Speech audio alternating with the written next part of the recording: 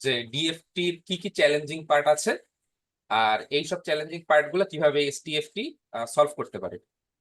এবং question number 11 হচ্ছে যে এসটিএফটির উইন্ডো সাইজ এফেক্ট কি এবং ওটা একটা এক্সাম্পল দিয়ে এক্সপ্লেন করা। তো কোশ্চেন নাম্বার 9, যে ফিউরিয়ার ট্রান্সফর্ম সিগন্যাল প্রসেসিং এর জন্য কিভাবে গুরুত্বপূর্ণ ভূমিকা পালন করে। তো এই জন্য আগে জানতে হবে যে ফিউরিয়ার ট্রান্সফর্ম জিনিসটা আসলে কি।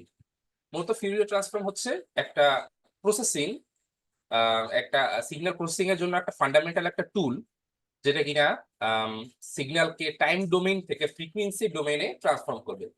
তো টাইম ডোমেইন থেকে যখন ফ্রিকোয়েন্সি ডোমেইনে যখন ট্রান্সফর্ম করবে তখন বেশ কিছু টাস্ক করা খুবই ইজি হয়ে যায়, যেমন ফিল্টারিং, কম্প্রেশন, অ্যানালাইসিস। কারণ এই টাইপের টাস্ক গুলা ফ্রিকোয়েন্সি ডোমেইনে অনেক সহজে সলভ করা যায়। এগুলো একটা স্মল ব্রিফ পরের স্লাইডে দেওয়া হচ্ছে। যেমন ফ্রিকোয়েন্সি অ্যানালাইসিস, আমরা যদি জানি যে আমার সিগন্যালে কি কি ফ্রিকোয়েন্সি কম্পোনেন্টস আছে, তাইলে ওই কম্পোনেন্টস গুলো অ্যানালাইজ করা খুবই সহজ হয়ে যায়। আর যেহেতু আমরা টাইম ডোমেইন থেকে ফ্রিকোয়েন্সি ডোমেইনে আনা সম্ভব হয়েছে ফিউরিয়ার ট্রান্সফর্মের মাধ্যমে, তাহলে সেই কম্পোনেন্ট গুলা, ফ্রিকোয়েন্সি কম্পোনেন্ট গুলা সহজেই অ্যানালাইসিস করা সম্ভব হয়। Number 2, convolution. কনভলিউশন যদি থাকে তাইলে সিগন্যাল প্রসেসিং এর বিভিন্ন অপারেশন গুলো খুবই সিম্পলিফাই করা যায়। আর সিম্পলিফাই করা হলে এগুলো কম্পিউটেশনালি অনেক এফিসিয়েন্ট হয়। এটা আমরা পরের ধাপে দেখতে পারবো যে ডিএফটি যখন আমরা দেখবো যে এর আম, এর অপারেশন কম্পিউটেশনালি অনেক এক্সপেন্সিভ, তখন আমরা দেখবো যে এগুলা সলভ করার বেশ কিছু ওয়ে আছে। নাম্বার 3 হচ্ছে সিগন্যাল ফিল্টারিং। সিগন্যাল ফিল্টারিং জিনিসটা হচ্ছে যে সার্টেন কিছু ফ্রিকোয়েন্সি আলাদাভাবে ডিটেক্ট করা। আলাদাভাবে ডিটেক্ট করলে পারলে ওগুলো আমরা নিজেদের মতো করে ওটা ম্যানিপুলেট করা যায়। যেমন বেশ কিছু সার্টেন ফ্রিকোয়েন্সি কম্পোনেন্ট যদি আমি জানি, আমি যদি ওটা আইসোলেট করতে পারি, এভাবেই কিন্তু আমাদের নয়েজ আমরা রিমুভ করি। যেমন নয়েজের জন্য আমাদের যে সার্টেন যে কম্পোনেন্ট থাকে ওটার জন্য আমরা আইসোলেট করে দিই, তাইলে কিন্তু নয়েজ রিমুভ হয়ে যায়। বা ব্যাকগ্রাউন্ডের কোনো একটা নয়েজ যদি আমরা এক্সট্রাক্ট করতে চাই, তখন আমাদের ওই সার্টেন ফ্রিকোয়েন্সি জানতে হবে। আর এই জানার ওয়েটাই হচ্ছে সিগন্যাল ফিল্টারিং। কারণ সিগন্যাল ফিল্টারিং এর মাধ্যমে আমরা বিভিন্ন কম্পোনেন্ট গুলো আলাদাভাবে আইসোলেট এবং ম্যানিপুলেট করতে পারি। আর সিগন্যাল তো কম্পিউটেশন। তো এটা কি টাইম ডোমেনে পসিবল না, বা পসিবল কিনা, বা কেন আমাদের টাইম ডোমেন থেকে ফ্রিকোয়েন্সি ডোমেনেই বা সিগন্যাল কেন কনভার্ট করা প্রয়োজন? কারণ স্যার এইখানে কথা হচ্ছে ওই সার্টেন কিছু ফ্রিকোয়েন্সি কম্পোনেন্ট নিয়ে। তো টাইম ডোমেনে সেই সব ফ্রিকোয়েন্সি কম্পোনেন্ট যেগুলো, এগুলো তো টাইম কম্পোনেন্ট না, এগুলো হচ্ছে ফ্রিকোয়েন্সি কম্পোনেন্ট। যার কারণে এই ফ্রিকোয়েন্সি ডোমেনেই এগুলা সহজে ফিল্টার করা ইজি হয়। আচ্ছা, সেটা টাইম ডোমেনে কি ধরনের সমস্যা হতে পারে? কেন ইজি হবে না বা কঠিন হবে? স্যার মূল জিনিসটা হচ্ছে কম্পোনেন্টটাই হচ্ছে ফ্রিকোয়েন্সি কম্পোনেন্ট একটা। তো এই জন্য আর কি টাইম ডোমেইনে এটা একদম আহ, সম্পূর্ণ আলাদা না, ইকুয়েশন না, হয়। এই যে না, তুমি যে লিখলে যে to remove noise or two extract specific frequency range, this noise গুলো রিমুভ করার জন্য দেখি টাইম ডোমেইনে পসিবল কিনা, বা দিস মানে পসিবল। তাহলে তাহলে কেন আমরা ফুরিয়ার ট্রান্সফর্ম করে ফ্রিকোয়েন্সি ডোমেইনে কনভার্ট করব?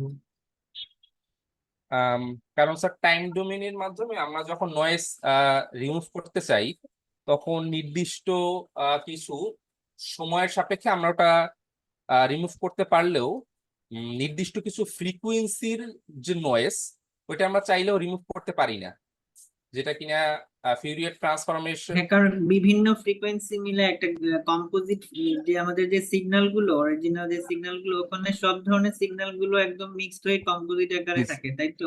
জি স্যার। তো যখন সেটা ফ্রিকোয়েন্সি ডোমেইনে কনভার্ট করি, তখন আমরা প্রত্যেকটা ফ্রিকোয়েন্সি আলাদাভাবে দেখতে পাই। জি স্যার। হ্যাঁ, তখন আমাদের যে ফ্রিকোয়েন্সিটা রিমুভ করা দরকার সেটা আমরা আলাদাভাবে রিমুভ করতে পারি। জি স্যার। এই জি জন্য হলো ফ্রিকোয়েন্সি ডোমেইনে সেটা বেশি ইজি। জি স্যার। জি। ওকে। আর স্যার 4th নাম্বার, ইম্পর্টেন্স পার্টটা হচ্ছে সিগন্যাল কম্প্রেশন। অনেক ধরনের কম্প্রেশন অ্যালগরিদম আছে, যেমন ইমেজেস এর জন্য জেপেগ, না আমাদের এখানে টপিকটা হচ্ছে যদি অডিও, তো অডিওর জন্য মূলত MP3। আর এইসব অ্যালগরিদম গুলো মূলত ইউজ করে ফিউরিয়ার ট্রান্সফর্ম। তো যার কারণে সিগন্যালকে ফ্রিকোয়েন্সি ডোমেইনে করাটা খুবই সহজেই এটা সম্ভব হয়। তো যার কারণে signal frequency analysis, convolution, signal filtering আর সিগন্যাল কম্প্রেশন, এইসব কাজগুলো যেহেতু ফিউরিয়ার ট্রান্সফর্মের মাধ্যমে খুব সহজেই সম্পাদন করা হয়, তাই সিগন্যাল প্রসেসিং এর জন্য ফিউরিয়ার ট্রান্সফর্ম খুবই গুরুত্বপূর্ণ ভূমিকা পালন করে। কোশ্চেন নাম্বার 10 নিয়ে যদি একটু বলি, যে ডিএফটির কি কি চ্যালেঞ্জিং পার্ট আছে আর এসটিএফটি কিভাবে এই প্রবলেম গুলো সলভ করে। তো ডিএফটি মূলত হচ্ছে ডিসক্রিট ফিউরিয়ার ট্রান্সফর্ম। তো ডিসক্রিট অর্থাৎ নাম দ্বারা আমরা বুঝতে পারছি যে এটা মূলত হচ্ছে একটা নিউমেরিক্যাল ভার্সন, ফিউরিয়ার ট্রান্সফর্মের জন্য একটা নিউমেরিক্যাল ভার্সন। আর এটার বেশ কিছু সুবিধা আছে, যদিও এখানে আলোচনা করার পার্ট হচ্ছে চ্যালেঞ্জিং পার্ট। তো চ্যালেঞ্জিং পার্ট হচ্ছে আমি তিনটা মূল চ্যালেঞ্জিং পার্ট নিয়ে আলোচনা করব। নাম্বার 1 হচ্ছে টাইম ফ্রিকোয়েন্সি ট্রেড অফ। অর্থাৎ আমি জানি যে কোন ফ্রিকোয়েন্সি গুলো আমার এখানে প্রেজেন্ট থাকবে, কিন্তু কখন যে তারা কোন স্পেসিফিক টাইমে যে তারা অকার হবে সেটা আমি জানি না। কেন জানি না? কারণ হচ্ছে আমি এই কাজটাই মূলত করা হয় যেহেতু এটা একটা মূলত একটা ফিউরিয়ার ট্রান্সফর্ম, এটা কাজই করা হয় যেহেতু ফ্রিকোয়েন্সি ডোমেইনে। তাই টাইম ডোমেইনের বেশ কিছু সুবিধা আছে, সেই সুবিধা আমরা এখানে পাবো না। সেই আচ্ছা, ফুরিয়ার ট্রান্সফর্ম এরকম কয় ধরনের আছে বলতো? স্যার বেশ কয়েক ধরনের আছে, ডিএফটি আছে, টিএফটি আছে, এসটিএফটি আছে, মেবি এফএফটি আছে, আরো মেবি আছে স্যার, এই চারটা আচ্ছা, তো পাইছি। আমার মনে হয় না ডিরেক্টলি শুধু কোশ্চেন আর আনসার দিলেই তো হবে না। আমি রাতকে বলছিলাম যে এমন ভাবে করতে যেন ইন্ট্রোডাকশন থেকে শুরু করে সবকিছু সম্পর্কে যেন আইডিয়া পাওয়া যায়, বুঝছো? Yes, sir. তুমি তো ডিরেক্টলি সরাসরি কোশ্চেনের আনসার দিচ্ছ, আমি তো আনসার অনুযায়ী প্রেজেন্টেশন দিতে বলি নাই। আমি বলছি যে যে টপিক গুলো কোশ্চেনে আছে সেই টপিক রিলেটেড সবকিছু সম্পর্কে যেন ধারণা পাওয়া যায়, যেমন আশেপাশে কেন এটা হয়েছে, কি হয়েছে, বা কিভাবে হয়, বা এটার প্রকারভেদ কি কি, লিমিটেশন, সবকিছু সম্পর্কে থাকতে হবে। আচ্ছা, ঠিক আছে, বলো। Yes, sir. তো নাম্বার 1 হচ্ছে যে টাইম ফ্রিকোয়েন্সি একটা ট্রেড অফ হয়। আর নাম্বার 2 হচ্ছে এটা কম্পিউটেশনালি এটার কমপ্লেক্সিটি অনেক হাই থাকে। তো ডিএফটির টাইম কমপ্লেক্সিটি হচ্ছে big O notation of N square. তো এন স্কোয়ার দ্বারা আমরা বুঝতে পারছি যে হ্যাঁ এর কম্পিউটেশনালি এটা খুবই এক্সপেন্সিভ।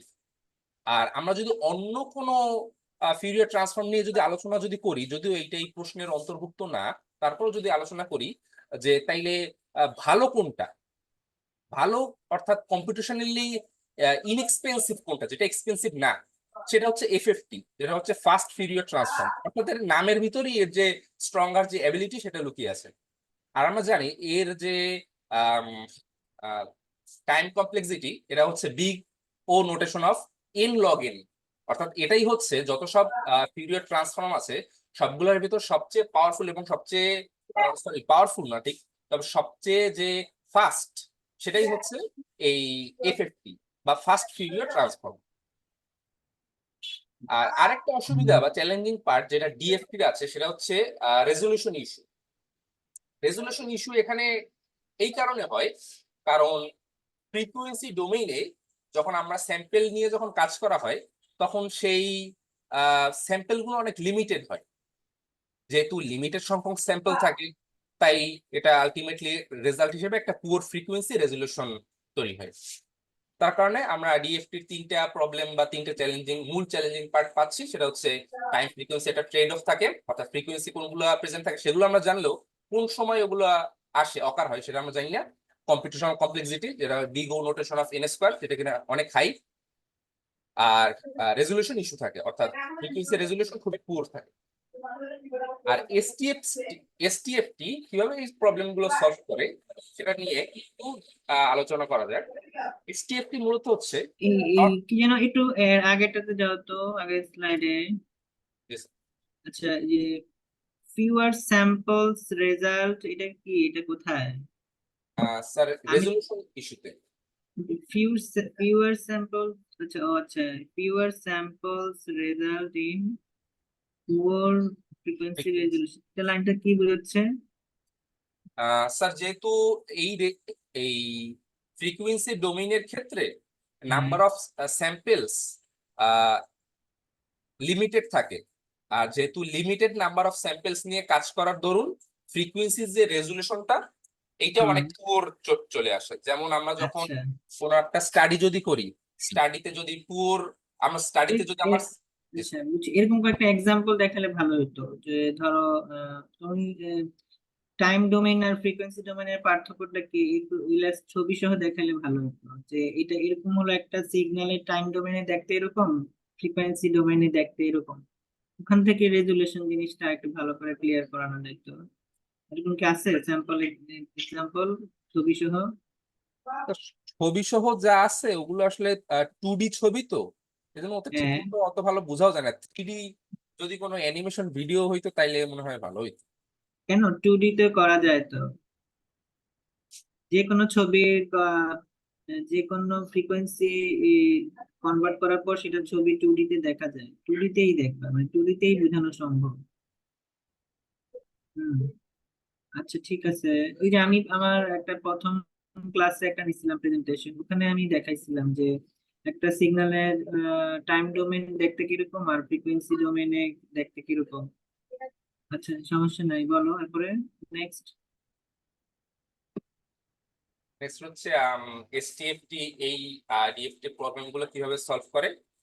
আম, তো মূলত হচ্ছে এসটিএফটি ডিএফটির একদম প্রাইম যে লিমিটেশনটা সেটা নিয়ে আসলে কাজ করে, সেটা হচ্ছে ল্যাক অফ টাইম রেজলিউশন। অর্থাৎ টাইম রেজলিউশনটা এটা সলভ করার জন্য এটা যে কাজটা করে সেটা হচ্ছে সিগন্যাল গুলোকে ছোট ছোট সেগমেন্টে ভাগ করে। আর সিগন্যালের যে ইউনিট গুলা, অর্থাৎ ছোট ছোট যে একদম ছোট্ট যে ভাগ, সেই ভাগগুলোকে বলা হয় উইন্ডো। আর হ্যাঁ প্রত্যেকটা এটাই, এই যে হ্যাঁ সেটাই, তুমি যে এখানে লিখতেছো ওই লেখার জিনিসটাই গ্রাফিক্যালি দেখাইলে এটা আরো সুন্দর হতো, ভালো হতো, জি বুঝছো? স্যার। আচ্ছা ঠিক আছে, বলো। আর এই যে প্রত্যেকটা উইন্ডোতে অ্যাপ্লাই করা হবে ডিএফটি, অর্থাৎ ইচ সেগমেন্টে ডিএফটি অ্যাপ্লাই করা হবে। আর এতে করে টাইম ফ্রিকুয়েন্সি প্রেজেন্ট করা যায়। আর টাইম ফ্রিকুয়েন্সি লোকালাইজেশন, অর্থাৎ এসটিএফটি যেহেতু বোথ টাইম আর ফ্রিকুয়েন্সি ডোমেইন প্রোভাইড করে, তাই আমরা এখানে অবজার্ভ করতে পারবো যে কিভাবে ফ্রিকুয়েন্সি কন্টেন্ট গুলা সিগন্যালে প্রতি মুহূর্তে কিভাবে চেঞ্জ হয়, এটা আমরা তাহলে বুঝতে পারবো। আমরা একটু আগে ডিএফটি যখন পড়েছিলাম তখন আমরা সেখানে দেখেছি যে আম, প্রত্যেক আমার ফ্রিকুয়েন্সি কি কি আছে সেটা আমরা জানলেও ফ্রিকুয়েন্সি চেঞ্জটা কোন মুহূর্তে হচ্ছে সেটা আমরা জানি না। তবে আমরা যদি আমাদের সিগন্যালটাকে যদি ছোট ছোট যদি ভাগ যদি করি এবং প্রত্যেকটা আমরা উইন্ডোতে যদি আমরা ডিএফটি অপারেশন যদি চালাই, তাহলে তো প্রত্যেকটারই আমার নিয়ন্ত্রণ থাকছে। অর্থাৎ প্রত্যেকটার ক্ষেত্রেই আমরা তাইলে বলতে পারবো যে কখন কোন টাইমে যে আমার কন্টেন্টের সিগন্যাল যে চেঞ্জ হচ্ছে, তাহলে সে সম্পর্কে আমরা একটা ধারণা পাই। তো এটি হচ্ছে এসটিএফটির বড় একটা সুবিধা, কারণ একটা সিগন্যালকে যখন ছোট ছোট ভাগ করা হয়, তখন প্রত্যেকটার উপর কর্তৃত্ব বা নিয়ন্ত্রণ থাকে। অর্থাৎ কোন সময় নির্দিষ্ট সময় এই টাইমটা চেঞ্জ হচ্ছে, এই সময় সম্পর্কে একটা ভালো একটা ধারণা পাওয়া যায়। আর নাম্বার টু যে সুবিধা সেটা হচ্ছে উইন্ডোইং। এই যে উইন্ডোর কথা একটু আগে বলা হয়েছে যে সিগন্যাল গুলাকে ছোট ছোট যে সেগমেন্টে ভাগ করা, এই এসটিএফটি লোকাল ফ্রিকোয়েন্সি সিগন্যালের ভিতর যে চেঞ্জ যে হয়, এইটা এসটিএফটি ক্যাপচার করতে পারে। ক্যাপচার করে সেখানে এই এই সময়ের যে মানগুলো, এই যে ভেরিয়েবল গুলো, এগুলো সব স্টোর করে। যদিও এগুলো টেম্পোরারি কিছু ভেরিয়েবল যেখানে এই ভ্যালুগুলো স্টোর করা হয়, কিন্তু তারপরেও এইখান থেকে আম, নির্দিষ্ট সময়ে যে কি ধরনের কি চেঞ্জ হয় সেটা জানা যায়, যেটা কিনা ডিএফটি তে জানা যাইতো না। অর্থাৎ এসটিএফটির মূল সুবিধাই হচ্ছে এটা, যেটা কিনা প্রত্যেক একটা সিগন্যালকে খুবই ছোট ছোট ভাগে ভাগ করে, এবং প্রত্যেকটা ভাগে তাহলে যে পরিমাণ সময়ে যে যে পরিমাণ চেঞ্জ যে হয় সেটা সম্পর্কে একটা ধারণা পাওয়া যায়, যেটা কিনা ডিএফটি তে পাওয়া যেত না।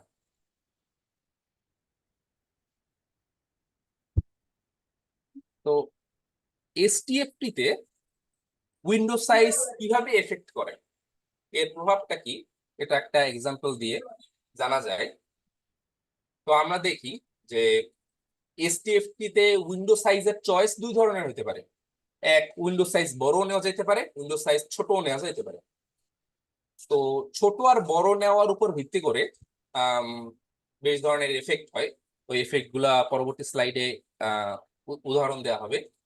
তো উইন্ডো সাইজ যদি বড় যদি হয়, তাইলে রেজুলেশনের ক্ষেত্রে ফ্রিকুয়েন্সিটা হাই থাকবে, কিন্তু টাইম রেজুলেশনটা লো হবে। আর উইন্ডো সাইজ যদি ছোট নেওয়া হয়, তাইলে টাইম রেজুলেশনটা হাই হবে আর ফ্রিকুয়েন্সি রেজুলেশনটা লো হবে। জিনিসটা কি? জিনিসটা এই আমরা আসলে আসলে এসটিএফটি বা মানে ফুরিয়ার ট্রান্সফর্ম পুরাটাই গ্রাফিক্যাল প্রেজেন্টেশন ছাড়া আসলে খুব সবাই সহজে বুঝবে না, বুঝছো? কারণ এভাবে লিখলে সবাই শুধু মুখস্থ করবে। যদি গ্রাফিক্যালি যদি তুমি দেখাইতে তাহলে জিনিসটা একটু ভালো করে বোঝা যেত, জি বুঝছো? স্যার, জি স্যার, বুঝতে পারছি। আচ্ছা, ঠিক আছে। তো আম, যেহেতু গ্রাফিক্যাল যেহেতু করা নেই, সেহেতু আমি একটু এটা এক্সপ্লেন করার চেষ্টা করি। আচ্ছা।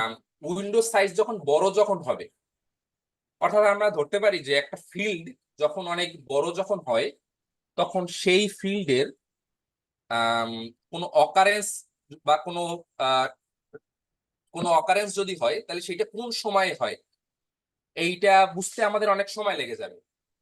স্বাভাবিক, একটা বড় যদি একটা ফিল্ড যদি হয়, সেখানে কোনো একটা অকারেন্স হইলে সেটা কোন সময় হয় এটা তো বুঝতে অনেক টাফ হয়ে যায়।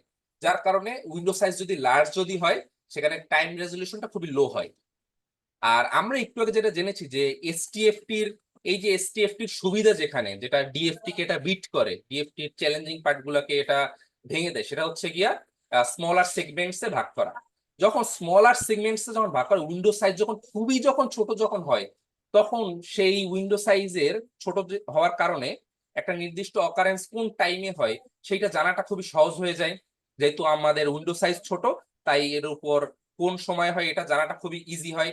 যার কারণে টাইম ফ্রিকোয়েন্সি লোকালাইজেশনটা খুব ভালো হয়।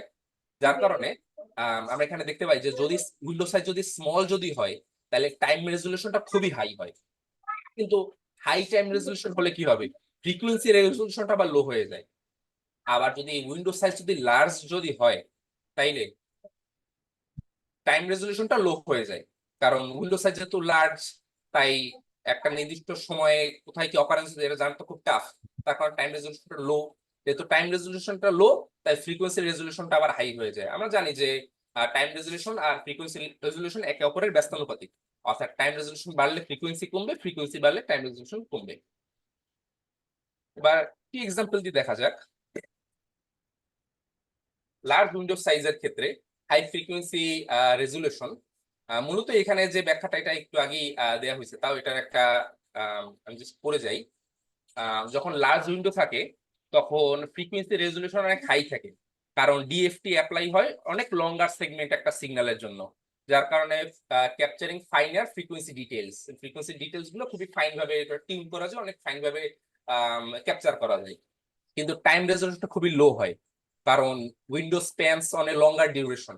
যেহেতু লঙ্গার একটা ডিউরেশন দিয়ে উইন্ডোটা কাজ করে, সেহেতু কোন সময়ে কোন ফ্রিকোয়েন্সি এটা জানা তো খুবই টাফ। তো making it difficult to detect rapid changes in frequency over time.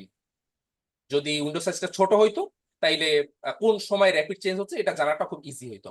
Example একটা দেওয়া যায়, যে একটা অডিও সিগন্যাল যদি আমরা কনসিডার করি with a sudden change in frequency, যেখানে কিনা আমরা note in a music track, আর এটা উইন্ডো সাইজটা ধরলাম টু লার্জ, তাইলে এসটিএফটি এটা ক্যাপচার করতে পারবে অ্যাকুরেটলি, একদম পারফেক্টলি। এটা ফ্রিকোয়েন্সি ক্যাপচার করা এসটিএফটির জন্য খুবই সহজ। যার কারণে তার ফ্রিকোয়েন্সি রেজলিউশনটা অনেক হাই থাকবে। কিন্তু এর যে ট্রানজিশন, নোটস এর মধ্যে যে ট্রানজিশনটা, এইটা ব্লার হয়ে যায়। যার কারণে পিন পয়েন্ট যে একদম কোন সময় এক্স্যাক্টলি কোন টাইমে এই চেঞ্জটা অকার হয়েছে, এইটা পিন পয়েন্ট করা খুবই টাফ হয়ে যায়। অর্থাৎ আমরা বলতে পারি যে টাইম রেজলিউশনটা অনেক লো থাকে। আর উইন্ডো সাইজ যদি স্মল হয়, তাহলে আমরা জানি, তাহলে আমরা বলতে পারি যে যেহেতু উইন্ডো সাইজ যেহেতু স্মল, আমাদের উইন্ডো ট্র্যাকটা একটা খুবই স্মল অ্যামাউন্ট অফ টাইমে উইন্ডো ট্র্যাকটা কাজ করে।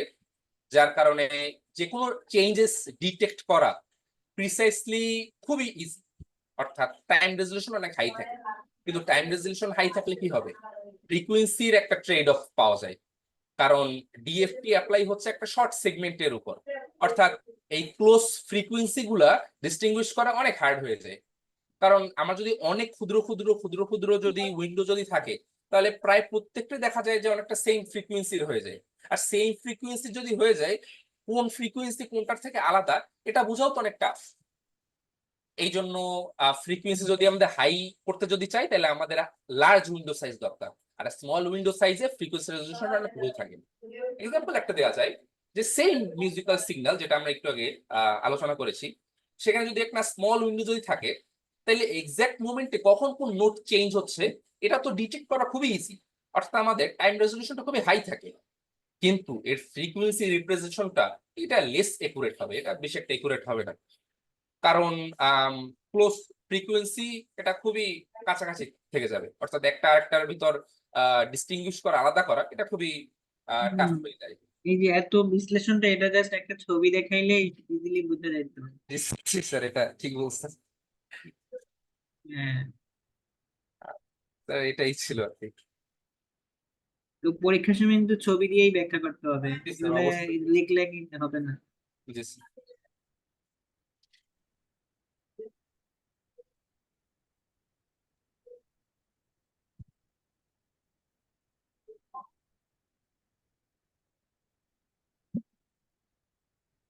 তা আমাদের নেক্সট সম্ভবত মোহাম্মদ সায়েম, সায়েম হোসেন।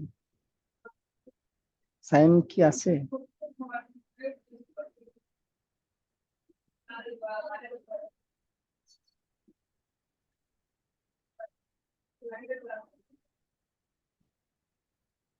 আছে এই পুরোটা সিগনালে, সেই সিগন্যাল গুলো ফ্রিকোয়েন্সিতে করলে এই যে এইভাবে তখন গ্রাফটা হয়ে যায়, তখন আমরা প্রত্যেকটা কি কি ফ্রিকোয়েন্সি আছে এখানে সেগুলো আমরা আলাদাভাবে দেখতে পাই। বুঝা গেছে? এই দেখুন এখানে যেমন দুইটা এই এখানে হলো x1 এবং x2, এই দুইটা ফ্রিকোয়েন্সির সিগন্যাল মিলে হলো x1 প্লাস x2। এটা মনে করো একটা ফাইনাল সিগন্যাল, যে সিগন্যালটা ধরো একটা কম্পোজিট সিগন্যাল, ধরো এই সিগন্যালটা আমরা পাস করি, হয় কথা বলি যে, অথবা কথা বলি, সেই ভয়েস সিগন্যাল মনে করো, একটা ভয়েস সিগন্যালটা এখানে যদি পাস হয় বাতাসে করে, তো সেটাকে যদি আমরা ফ্রিকোয়েন্সিতে কনভার্ট করি, তাহলে এই যে এখানে যতগুলো ফ্রিকোয়েন্সি আছে, এখানে দুইটা ফ্রিকোয়েন্সি ছিল, সেই দুইটা ফ্রিকোয়েন্সি এখানে সেপারেট হয়ে গেছে। তো এখান থেকে আমরা বুঝতে পারি কি কি ফ্রিকোয়েন্সির সিগন্যাল আছে আর কি। ঠিক আছে, তো এটা হলো normal Fourier transform, just basic Fourier transform, time domain to frequency domain. এখন অনেক ধরনের ফুরিয়ার ট্রান্সফর্ম আছে। তো এর মধ্যে যে ও যেগুলো বললো, টিএফটি, এসটিএফটি, অনেক ধরনের ফুরিয়ার ট্রান্সফর্ম। তো এখানে নর্মাল ফুরিয়ার ট্রান্সফর্মে একটা প্রবলেম আছে, দেখো, can not localise signal of interest. এই জিনিসটা বলতে কি বোঝাচ্ছে? এটা হলো এই যে দেখো, মনে করো এখানে এই সিগন্যালটা দেখো আমরা, এখানে মানে ফ্রিকোয়েন্সি ডোমেনের আমি এই দুইটা জিনিস দেখে, এখানে যে যে দুইটা সিগন্যাল আছে, এই দুইটা দেখে আমরা বুঝতে পারি যে সিগন্যালে এই দুইটা ফ্রিকোয়েন্সি আছে। ঠিক আছে, ধর অরিজিনাল যে সিগন্যাল টাইম ডোমেনে এই দুইটা ফ্রিকোয়েন্সি সিগন্যাল আছে, কিন্তু এটাকে সেই দুইটা ফ্রিকোয়েন্সি পুরোটা সিগন্যাল জুড়েই আছে, নাকি আহ অর্ধেক টাইম এরকম, বাকি অর্ধেক টাইম এরকম, মানে মানে কোন জায়গা থেকে কোন জায়গায়, কোন কোন জায়গায় এই সিগন্যাল গুলো আসলে অ্যাক্টিভ, মানে কোন জায়গায় এই দুইটা সিগন্যাল দুইটা একই সাথে থাকে, সেটা থেকে সেটা কিন্তু এই ফুরিয়ার ট্রান্সফর্মের এই নর্মাল যে ট্রান্সফরমেশন সেখান থেকে বোঝার উপায় নাই, তাই না? কারণ এখান থেকেও আমরা বুঝতে পারতেছি যে এই দুইটা ফ্রিকোয়েন্সি আছে, আবার এখান থেকেও আমরা বুঝতে পারতেছি যে সেম এই দুইটা ফ্রিকোয়েন্সি আছে, কিন্তু এই দুইটার মধ্যে টাইম ডোমেনের মধ্যে পার্থক্য দেখো। এখানে হলো পুরোটা সিগন্যাল জুড়ে দুইটা ফ্রিকোয়েন্সি আছে, কিন্তু এখানে অর্ধেক টাইম জুড়ে হলো একটা ফ্রিকোয়েন্সি, বাকি অর্ধেকটা হলো আরেকটা ফ্রিকোয়েন্সি। দেখছো, খেয়াল করছো ব্যাপারটা? হ্যালো, জি স্যার। এই জিনিসটা কি বুঝা গেছে? এই উম, ধরো এখানে এখানে ধরো একটা সিগন্যাল, এই সিগন্যালে হলো এরকম ফ্রিকোয়েন্সি, ঠিক আছে, x1 সিগন্যাল। তো আর x2 সিগন্যালে হলো আর একটু বেশি ফ্রিকোয়েন্সি, তাই না? তো আর x1 প্লাস x2 করলে দেখো, তো x2 যেহেতু এই পাশে কোনো কিছু নাই, জিরো, আবার x1 এর এই পাশে জিরো, তো জিরো ফ্রিকোয়েন্সি। এই দুইটা যখন আমি একসাথে কম্পোজিট করব তখন কিন্তু সিগন্যালটা এরকম হবে, তাই না? তো এখানেও কিন্তু x1 প্লাস x2, এবং এর আগের যে ছবিটা এখানেও সেম x1 প্লাস x2, কিন্তু দুইটার কম্পোজিট, দুইটার, সরি কই গেল এটা, আচ্ছা, কিন্তু দুইটার কম্পোজিট সিগন্যাল কিন্তু দেখতে, ফাইনাল যে সিগন্যালটা সেটা কিন্তু দুই রকম, তাই না? তো যেটা ফ্রিকোয়েন্সি ডোমেনের এই নর্মাল ট্রান্সফরমেশনটা থেকে আমরা আইডেন্টিফাই করতে পারি না আসলে, যে কোন কোন জায়গায়, এই জন্য এটাকে বলতেছে can not localise the signal of interest. মানে আমরা এই ফুরিয়ার ট্রান্সফরমেশনের এই যে কি কি ফ্রিকোয়েন্সি আছে, এই দুইটা থেকে, এই দুইটা ইনফরমেশন থেকে আমরা বুঝতে পারি না যে আসলে কোন জায়গায় আসলে কোন স্পেসিফিক স্পেসিফিক সিগন্যালটা আসলে আছে, এটা আমরা আইডেন্টিফাই করতে পারি না। এই জন্যই হলো আরো ভালো ট্রান্সফরমেশন ডে বাই ডে বিভিন্ন রকম ফুরিয়ার ট্রান্সফরমেশনের মধ্যে অনেকগুলো প্রকারভেদ আসছে। ঠিক আছে, problem can not localise signal of interest, যেমন এখানে আরেকটা এক্সাম্পল। একইভাবে এই যে আরেকটা এক্সাম্পল দেখো, এই সিগন্যালে হলো দুই পাশে দুই রকম, মাঝখানে হলো জিরো, কিন্তু এখানে হলো মাঝখানে হলো হাই ফ্রিকোয়েন্সি, দুই পাশে হলো জিরো। তো যখন দুইটা তুমি অ্যাড করবা তখন কিন্তু কম্পোজিট সিগন্যালটা এরকম হয়। কিন্তু এই সিগন্যালটাতে আমরা যখন এটা এটাকে যখন আমরা ফুরিয়ার ট্রান্সফর্ম করব, তখন আমরা শুধু জাস্ট দেখতে পাই যে জাস্ট দুইটা ফ্রিকোয়েন্সি আছে, কিন্তু কোন জায়গায় আছে সেটা আমরা আসলে এই এই ছবিটা থেকে বোঝার উপায় নাই। হুম। তো এই জন্যই হলো আসলে এসটিএফটি পরে আসছে, windowed version of the Fourier transform. ঠিক আছে, তো windowed version of Fourier transform এটা হলো একটা এক ধরনের শর্ট টাইম ফুরিয়ার ট্রান্সফর্ম। তো এখান থেকে আমরা আসলে বুঝতে পারি যে আহ, কোন কোন জায়গায় কোন জায়গায় সেইটা, সেই লোকাল জিনিসটা আমরা আইডেন্টিফাই করতে পারি। আচ্ছা, দেখি আমরা এখানে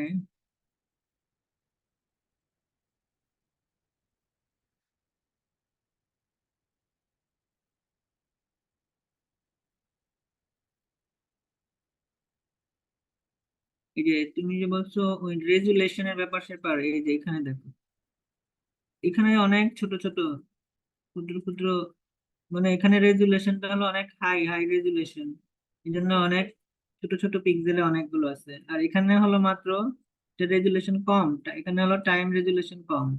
এই যে, তো এখানে এই পুরোটা হলো একটা টাইম, এবং এই পুরোটা আরেকটা টাইমের মধ্যে। আর ফ্রিকোয়েন্সি রেজুলেশন কোনগুলোকে বলা হয়, উপরের দিকের এগুলাকে বলা হয় ফ্রিকোয়েন্সি রেজুলেশন, আর এই পাশে ডান দিকের যেটা সেটা হলো টাইম, দেখছো টাইম, আর এই পাশে হলো হার্জ মানে ফ্রিকোয়েন্সি। তো এসটিএফটি তে হলো এই ধরনের ছবি নিয়ে কাজ করে। তখন যখন সেটা তোমরা এসটিএফটি তে কনভার্ট করো, শর্ট টাইম ফুরিয়ার ট্রান্সফর্ম করো একটা সিগন্যালকে, তখন সেটা এরকম ইমেজ আকারে সেই ছবিটা সেই সিগন্যালটা কনভার্ট হয়। তো এখান থেকে আমরা তখন এই যে রেজুলেশনের আইডিয়াটা পাইতে পারি। তো এখানে যখন স্যাম্পলিং রেটটা বেশি হবে তখন রেজুলেশন বেশি হবে। স্যাম্পলিং রেট মানে কি, অনেক ঘন ঘন আমরা স্যাম্পল গুলো নিব, তো অনেক কাছাকাছি সেই আমরা সেগুলো ডিজিটাইজড করব। তো এই জন্য হলো এখানে আরো এগুলোর দূরত্ব দেখো আরো কমে গেছে। ঠিক আছে, এই দেখো এগুলো, এই যে এগুলোর দূরত্ব গুলো আরো কমে গেছে। তার মানে এখানে হলো এই গ্রাফটাতে, এই ছবিটাতে হলো টাইম রেজুলেশন হাই, এখানে হলো এই যে অনেক ছোট ছোট আহ, ভাগে ভাগ, ছোট ছোট উইন্ডো। ঠিক আছে, আর এখানে হলো মাত্র দুইটা ভাগ, টাইম উইন্ডো, টাইমের দিকে, টাইম এক্সিস এর দিকে। আর ফ্রিকোয়েন্সির দিকে হলো ফ্রিকোয়েন্সি যে রেজুলেশনটা সেটা হলো উপরের দিকে, এগুলো কত টুকু পুরুত্ব জুড়ে অবস্থিত, যেমন এগুলাকে কত বেশি চিকন কত বেশি মোটা সেটা দেখে হলো আমরা বিবেচনা করি এটার ফ্রিকোয়েন্সি রেজুলেশন হাই নাকি কম। হুম।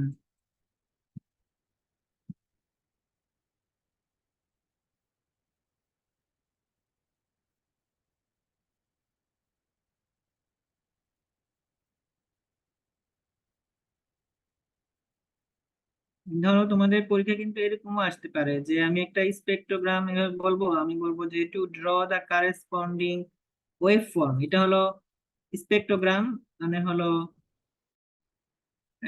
এসটিএফটি ভার্সন, যে ছবিটা স্পেক্ট্রা ফ্রিকোয়েন্সি ডোমেনে যে ছবিটা, সেটা থেকে আমরা কারেসপন্ডিং ওয়েভ ফর্ম, এটাতে টাইম ডোমেনে আমি ওয়েভে কনভার্ট করলে আসলে কিরকম দেখা যাবে সেটা তোমাদেরকে ড্র করতে বলতে পারি। তো তোমরা যদি এটা ভালো করে না বুঝে শুধু মুখস্থ করো তাহলে কিন্তু পারবা না। ঠিক আছে, এই যে সলিউশনটা দেখো, এটা এটা দেখে তোমরা কি বুঝতে পারতেছো? এই যে দেখো, এটা হলো সলিউশন, এটা হলো কোশ্চেন। ধরো, given the following spectrum, try to draw the corresponding waveform. তো এই ছবিটা দেখে কি বোঝা যাচ্ছে? এখানে দেখা যাচ্ছে যে যত টাইম যাচ্ছে তত ফ্রিকোয়েন্সিটা দেখো কিভাবে চেঞ্জ হচ্ছে। এই জন্য এই নাম্বারটা হলো এরকম। এখানে প্রথমে হলো প্রথম দিকে হলো গ্রাজুয়ালি ফ্রিকোয়েন্সি কম, তারপর আস্তে আস্তে আস্তে আরো হাই দিকে যাচ্ছে। এই ছবিটা দেখে এই ছবিটার সাথে এই ছবিটা মিলাবা, ঠিক আছে? তারপর হলো বি। বি হলো আর কি এরকম যে ফ্রিকোয়েন্সিটা এখানে আস্তে আস্তে এই যে বাড়তেছে, হাই ফ্রিকোয়েন্সিটা এখানে সময় যত বাড়তেছে তত বাড়তেছে।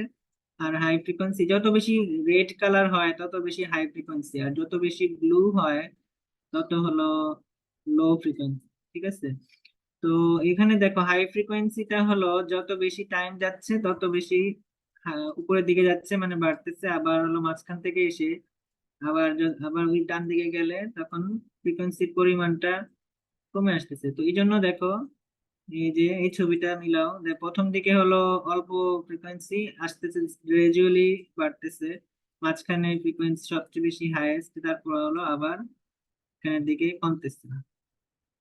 তারপর একইভাবে এটাকে দেখো, টাইম যত বাড়তেছে এরকম ফিক্সডই থাকে, কিন্তু মাঝখান দিয়ে আবার হঠাৎ করে কোনো ইয়ে নাই, ফ্রিকোয়েন্সি নাই। আবার এখান দিয়ে হলো আবার একটা একটু আহ, এটা হলো মান হলো 100, এটার মান হলো 50, ওর প্রায় হাফ, তাই না, অর্ধেক।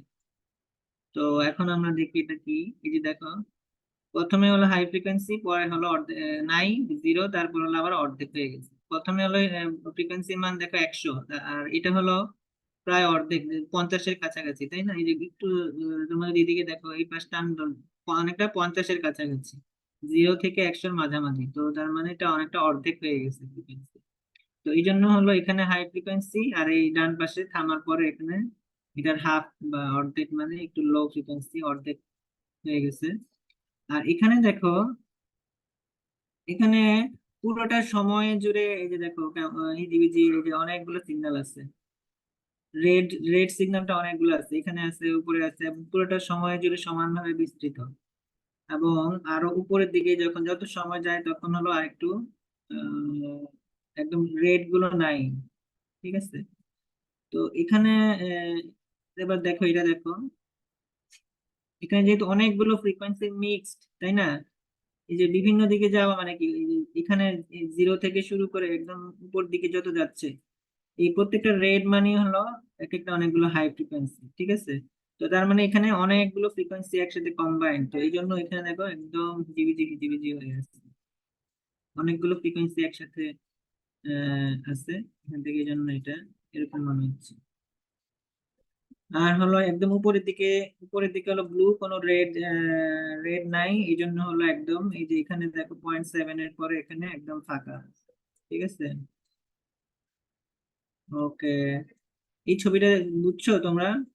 স্যার আগে মানে প্রথম তিনটে স্যার ভালো তো বুঝছি, কিন্তু এখানে কেমন? এখানে এটা লাস্টেরটা, জি স্যার, মানে প্রথম তিনটের লাস্টেরটা, উত্তর হ্যাঁ, অনুযায়ী। এই যে লাস্টের এখানে দেখো মাত্র একটাই হাই ফ্রিকোয়েন্সি, এটা শুধু বাড়তেছে, তাই না?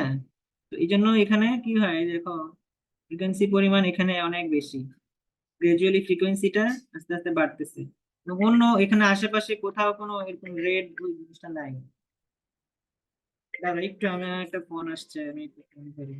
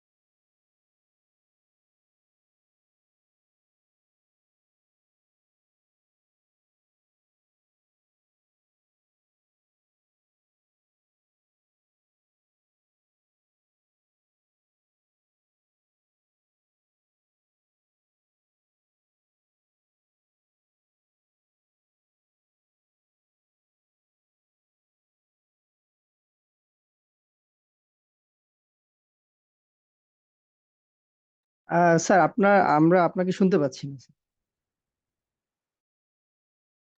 স্যারের একটা কল আসছে। আচ্ছা আচ্ছা।